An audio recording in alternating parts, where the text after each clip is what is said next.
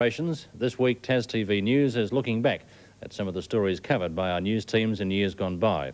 In the first of the series, we go back to July 1978, when rail enthusiasts were up in arms over a decision to scrap the state's last regular passenger train, the Tasman Limited.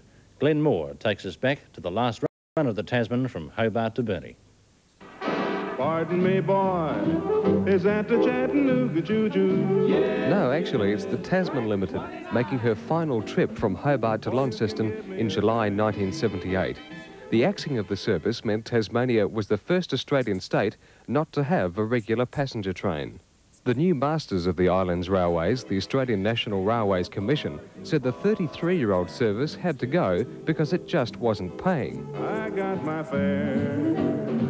And just a trifle to spare. The Tasman was running up a deficit of $70,000 a month with poor patronage, and it took 5 hours to travel between Hobart and Launceston due to deteriorating track work.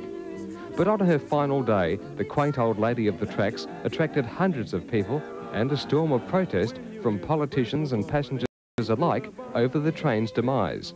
As Paul Murphy reported, there was even talk of closing Tasmania's entire rail system by 1981. At a time when many countries are upgrading their public transport systems to encourage motorists who've been driving for years to give up their energy-guzzling vehicles and get back to public transport, it seems that in the light of that, somebody has their priorities very wrong.